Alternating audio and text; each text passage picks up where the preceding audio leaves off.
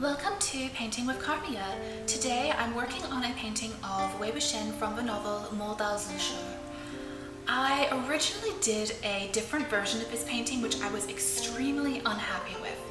Everything about it seemed to go wrong, and so what I'm doing now is doing a new painting of it which is much better, I hope. And you know what? I will put the painting up for you. The original was awful. There were a few major issues with it. One was the line art. I do not know why I finished inking that line art and said, yes, let's go with it. His face in particular is very wonky and it just does not look great. And there were other issues with it. One major issue was that I used hot press watercolor paper, and honestly, even though I started out with hot press watercolor and I liked it when I was younger, I've really started to just gravitate away from it. I haven't been enjoying working with it, and one of the major issues I've been finding is that it just doesn't absorb paint as nicely. I mean, that's kind of obvious, it's a very smooth surface.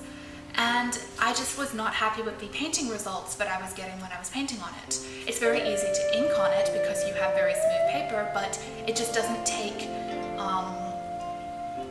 the actual paint very nicely. And even at this early stage, I think you can see that the painting looks much nicer color-wise. It just absorbs those colors really nicely, and it's just a much better effect. Now, another major thing I did with this painting, which I've been continuing later on my channel, this is actually a re-recorded intro because I'm re-editing the video, but the major thing I did was I started shifting away from trying to do things like freehand backgrounds and stuff like that. I like freehand backgrounds. There are a lot of manga artists from the 90s and earlier who've done them, and I really like the results. They're absolutely gorgeous, but I just personally am not capable of pulling it off. I've had to accept. So here is an example of the art book Romance Symphony by Saito Chiho, and she does that type of background where the main character is inked, but the painting itself, but the background objects in the painting itself are not. And I've tried to do that. I've tried over and over to do it, and I just can't do it. And this painting was basically me accepting that I can't do it. And so I did a very light, simple inked background. You can see the building behind him a little bit, and it worked out a lot better. So that sort of was another process of learning.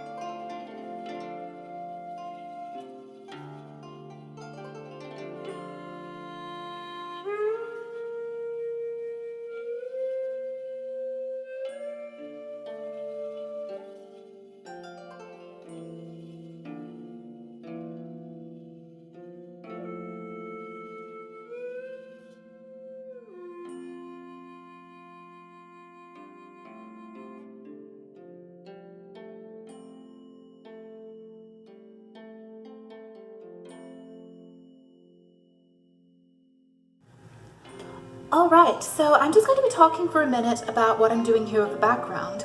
I wasn't sure when I'd do the background and I wound up doing it first because a lot of this is going to be dark, you know, black hair, and black in watercolor always has to go last. Very important rule. At least I think so, because it can always bleed when you start getting water on it again while you paint everything around it. So, one thing I've tried doing a lot in the past and has always wound up being a mess, as it was with the previous painting, is I've tried doing freehand watercolor for the backgrounds.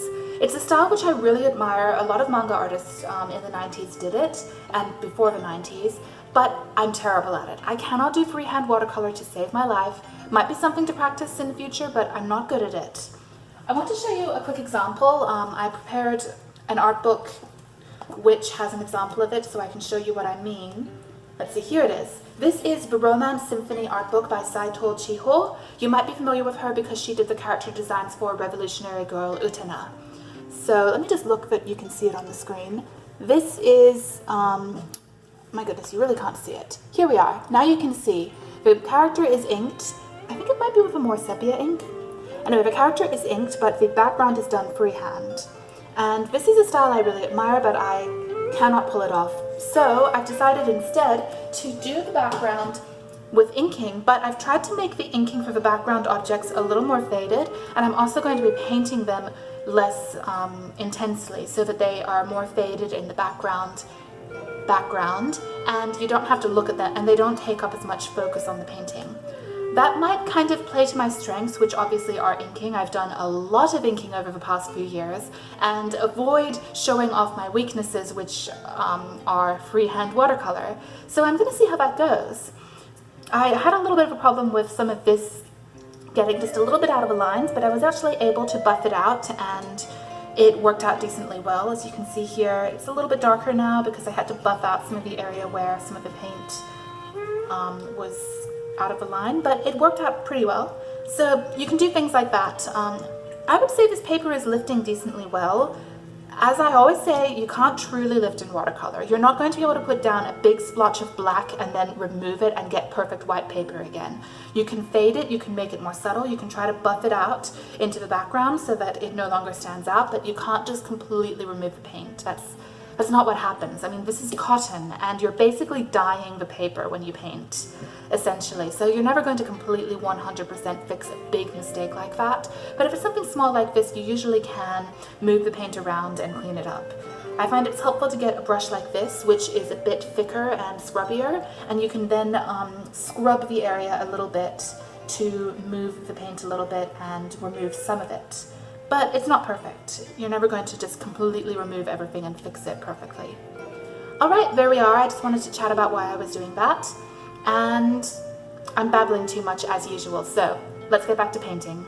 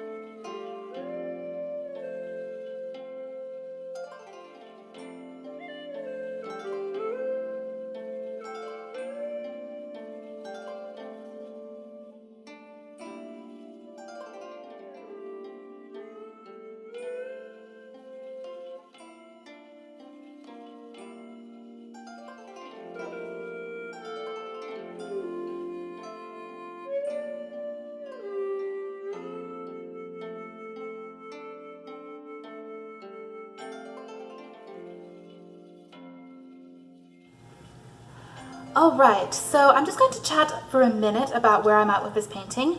I'm getting into all of the darker parts of the painting now, the gray, the black. I need to start on those.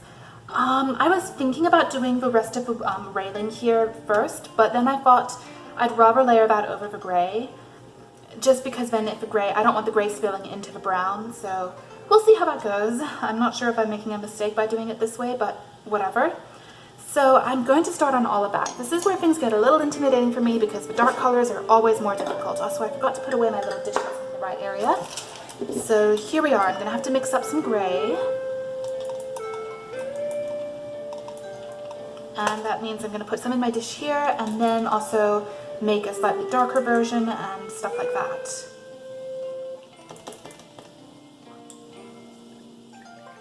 Let's also get some black on the other side of the dish. I'm not doing the black yet, but just so that I have black to add to the gray if I need it. And here we are. Just a little more. All right. So let's get going. I am a little bit intimidated, but we'll see. So far, I'm really pleased with how this is going. A lot of the techniques are working out nicely, and I do have that balance between it being a little smoother, but not being too, how to put it? Actually, I need a smaller brush for this part.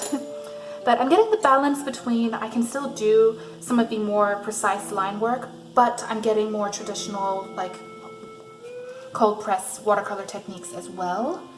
So I'm pretty happy with it so far. I'm going to be doing the red on the flames later because I'm a little bit worried about having them bleed into the rest of the painting, into the gray. I had it happen with the original, and I'm going to see if I can avoid that by doing the red afterwards. So let's add a little bit of black in here. Just let it bleed in a little bit. See how that goes. Not really. There we are.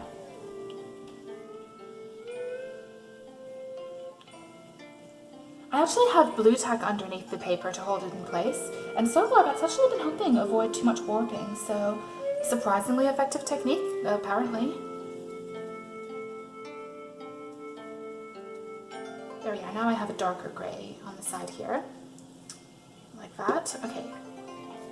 So yeah, I really like how that's coming out. I'm going to stop recording in a minute the audio because I'm just getting annoying at this point probably. But I wanted to just quickly chat about where I was at with the painting. So far I'm really happy with how a lot of this has been coming out. Okay, I'm just going to move some of this out of the way because this is directly under the light. I don't want it to be quite so shaded. There we are. So yeah, this is just going to be very boring, precise work with the small brush, getting it in between everything. So I should definitely stop talking at this point. But yeah, I really like how this came out in particular. I was able to get that sort of fade out effect very nicely, and the cold press is much better for that. So I'm pretty pleased with it. All right, time to stop babbling and just paint.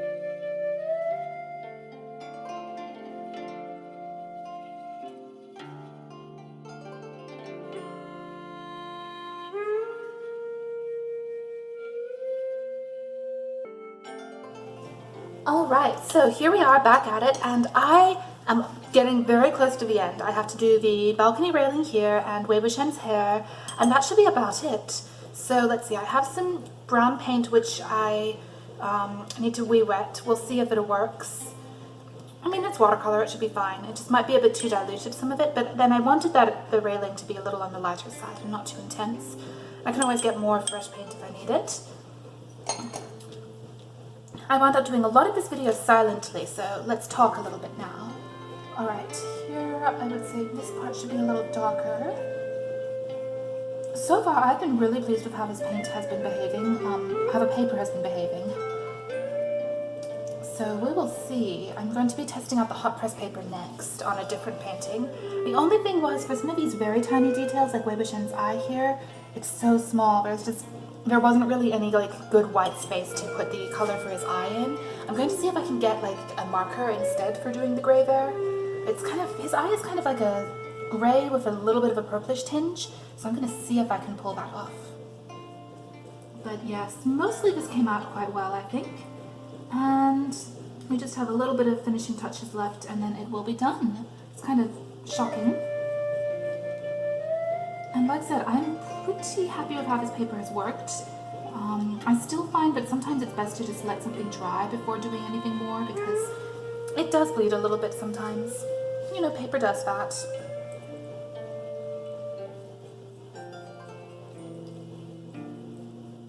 I just wanted to talk a little bit about that because I definitely have been pretty pleased with how this came out.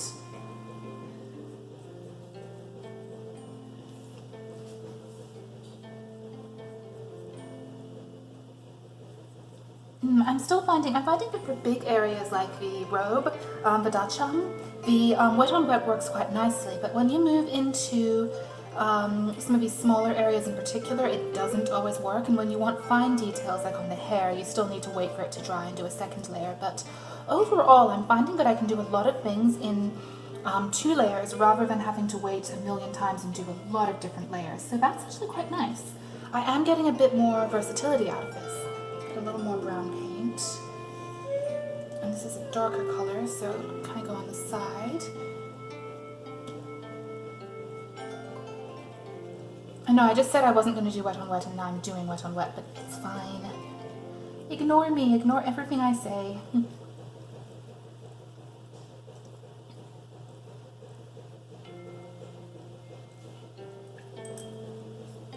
Okay, so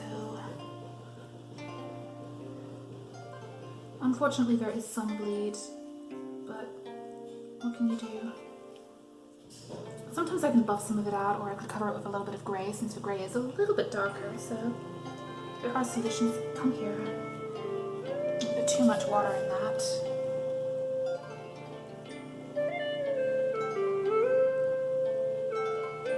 There we are.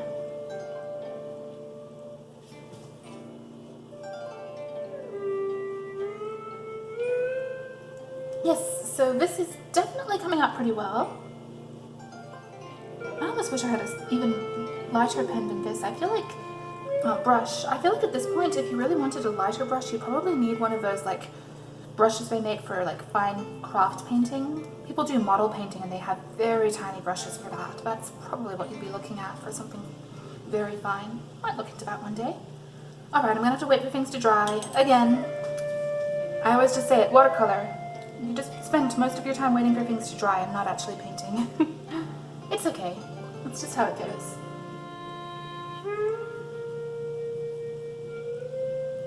Adding a little bit of a shadow here to this area that's already dry.